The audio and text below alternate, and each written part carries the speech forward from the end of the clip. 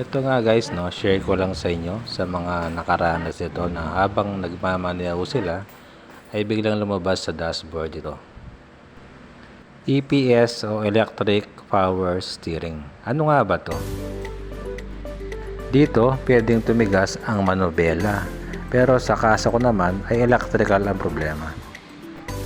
Na-flat na pala ang battery kaya kinabukasan hindi ko na siya ma-start.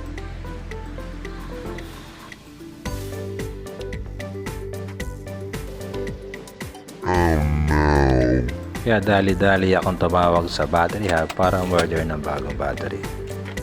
At ito, within isang oras ay dumating na ang aking battery at pina-install ko kagad dahil malilate na ako sa trabaho, lalo at hirap ng buhay, kailangan kayod-kayod, hindi pwedeng ma-absent, di ba?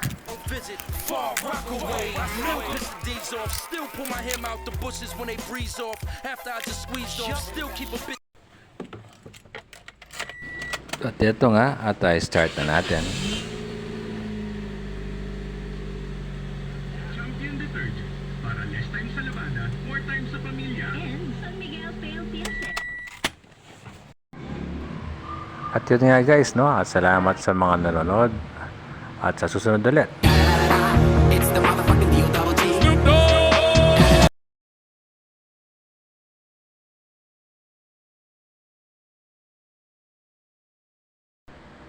Yun lang guys, at salamat sa ulitin.